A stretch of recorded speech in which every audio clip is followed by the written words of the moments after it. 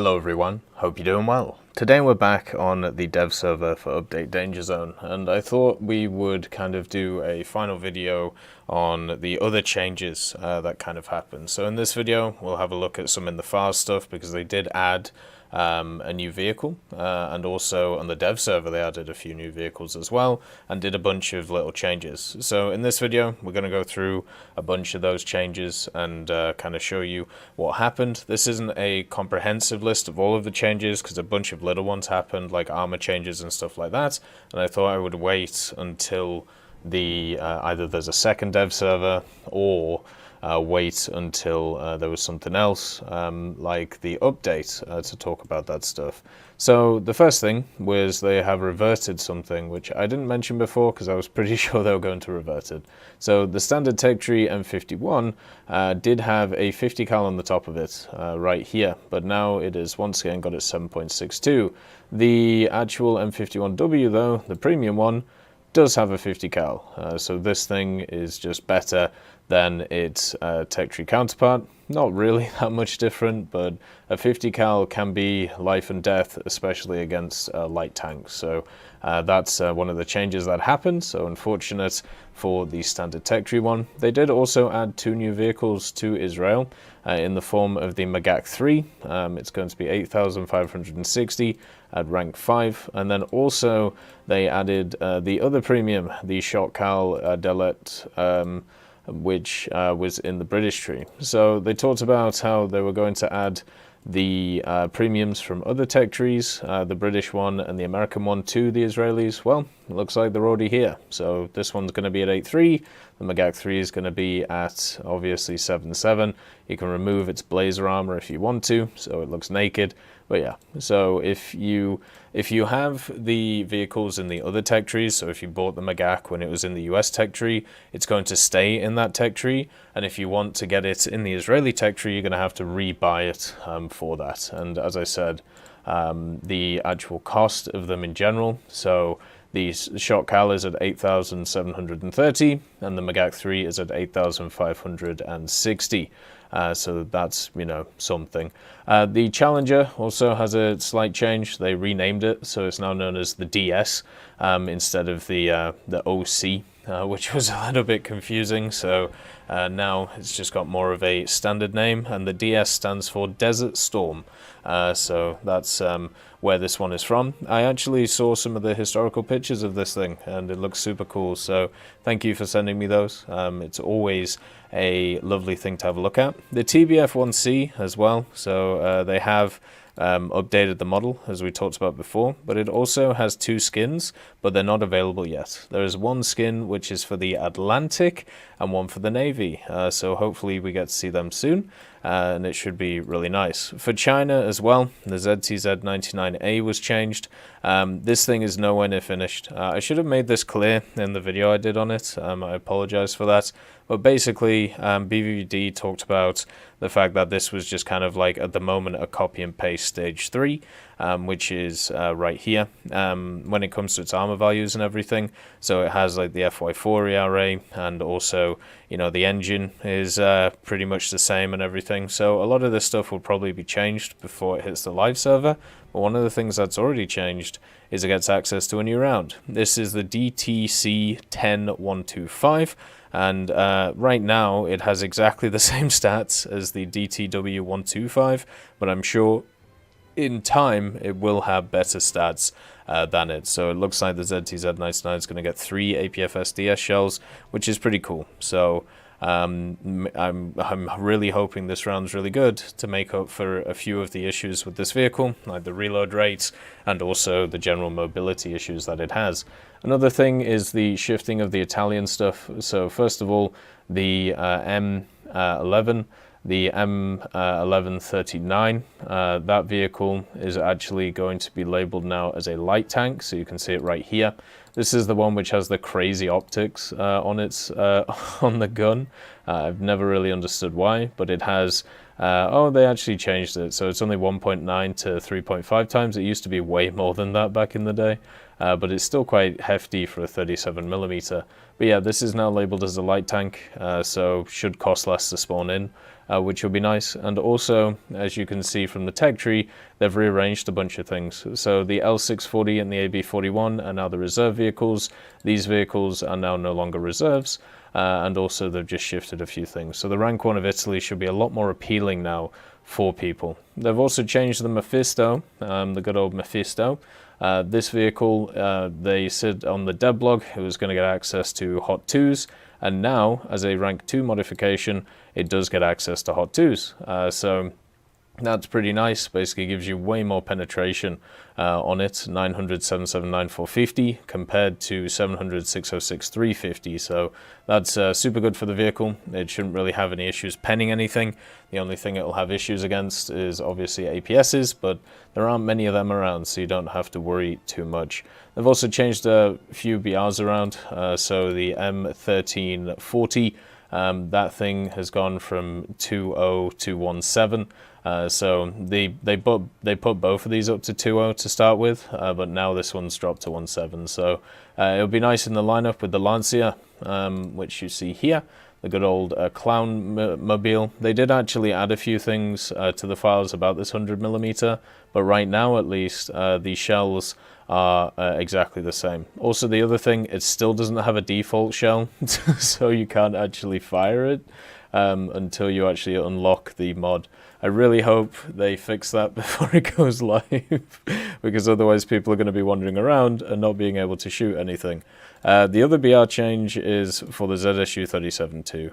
So this vehicle, right here, in arcade, it's going from 8.3 to 8.0. So it's going to stay the same. In realistic, it's going to be 7.7. This thing really is just not great as an AA. The Shilker is so much better than it.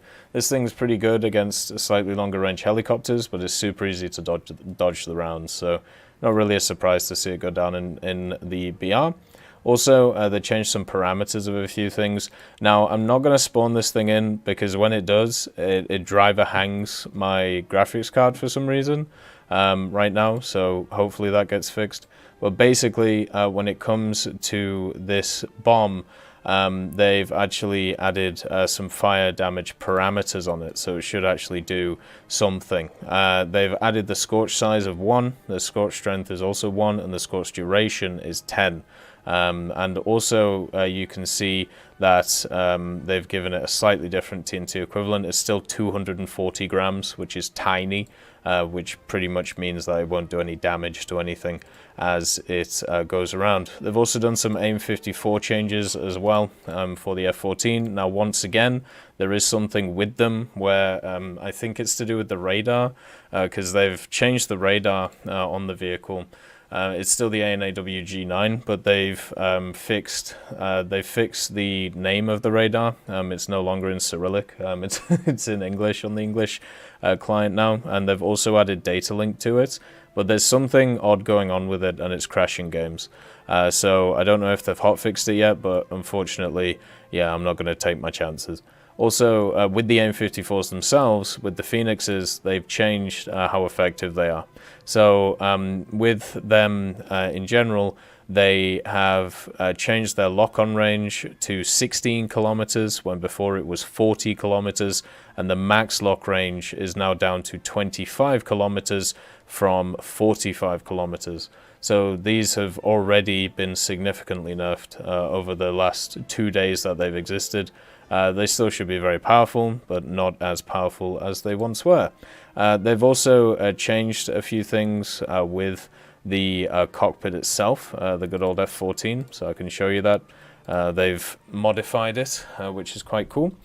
So it already looks super nice, but now it just looks even nicer. So you can see here, you've got the different screens that exist, and then also all of the different dials and everything, which is lovely. So yeah, it's looking super nice. The hood looks really nice on it as well. So overall, it's just looking like a beautiful vehicle, and definitely one for people to enjoy.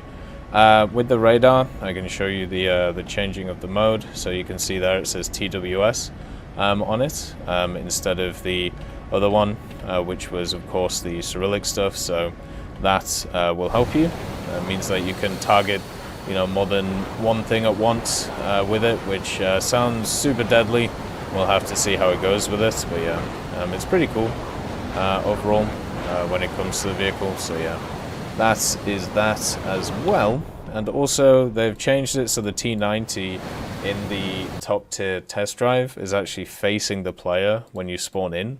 So not a huge deal, but it means that shots and stuff will be easier to do.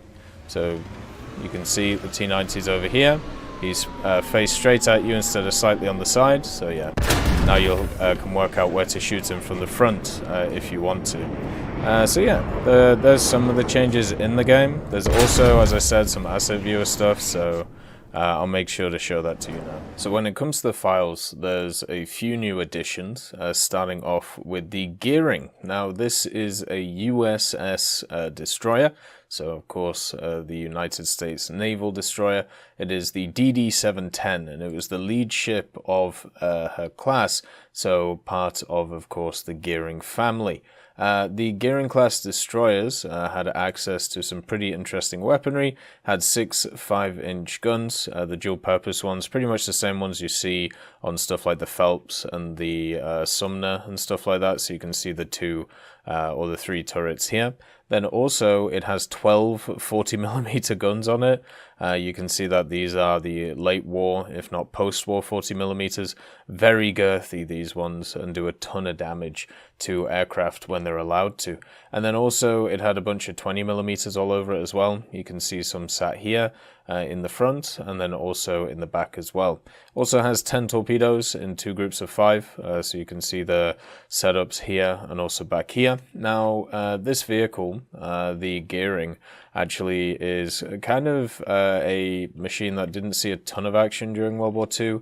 It was commissioned into service on the 3rd of May 1945, and then it was also decommissioned in 1973, so it did actually last quite a long time in service, especially since a lot of ships around that time were stricken way earlier than it. So it'll be interesting to see what happens with this one, like what actually ends up being what actually ends up being of this ship. Also part of the X-ray model is this, which is, I think, the rangefinder. So it'll probably have a really good rangefinder on it, especially if they take one of the ones which was much more modern compared to the ones which are there. Also some other news when it comes to in the file stuff. There is a new bomb. And this new bomb is the good old Mark 77. Now, you know how we talked about there being the napalm bomb for the Soviets? Well, welcome to one of the more modern American ones. This is the Mark 77 Mod 2 incendiary bomb. You can see it says it on there. And then also the Mark 4 has been put in the files as well. So these are very standard incendiary bombs for the good old Americans. These are way more modern ones, is probably the way to talk about them. You know, a lot of people, when it comes to incendiary bombs, they think about Vietnam, right? But the ones used during Vietnam were the Mark 47s. These are ones which, instead of using gasoline, polystyrene, and benzene as a mixture, which is what the napalm bombs do, these ones actually use a kerosene-based fuel with a lower concentration of benzene. Now, supposedly these have less impact in the environment than napalm, but I'm sure it still will have quite an effect. It also contains an oxidizing agent and also has some white phosphorus in it, so just for good old giggles, I suppose. Now, even though these things were banned by the United Nations Convention on Certain Conventional Weapons Protocol 3, the United States reserves the right to use incendiary weapons against military objectives located in concentrations of civilians where it's judged that such use will cause fewer casualties and or less collateral damage than alternative weapons. So that's where that stuff comes from. Both of these are £500, by the way. So the standard Mark 77 is actually a £750 one. So the mod 2 and mod 4 are 500-pound ones, and generally they have different sizes when it comes to gallons. So I believe the mod 2 has 284 liters, and so does the mod 4. But the mod 0, the 750-pound one, has 416 liters, so it's a lot bigger than others. The Mark 77s were used by the USMC in Operation Desert Storm and also Operation Iraqi Freedom. So these are much more modern compared to some of the other ones. And then just a little bit of news about the LIM 5P. So this is what is believed to be a new aircraft coming in for the Germans. You can see it's not fully finished yet with its radar and everything like that. We talked about it in the previous video, but right now it's been put after the G91R3 instead of after the MiG-15 BIS. It's still hidden right now though, so still not in the tech tree, so we'll have to see what happens to this one. So yeah, that's all of the general little changes that we've seen when it comes to the dev server. Hope you all have a wonderful day, and I'll see you next time. I'd just like to thank Merciless Reaper, Jerry Provolt, Mega Dino King, Professor X1718, Orange Tail, Sakoshi Tiger, Teddy, John Ryman, Universe, Eugens Terry, Ambrosius McClellan, Daniel Stanton, Martinez, Moxie, B. Young, and Derek R., Barine, Lafouche, and Samuel Slick for supporting the channel.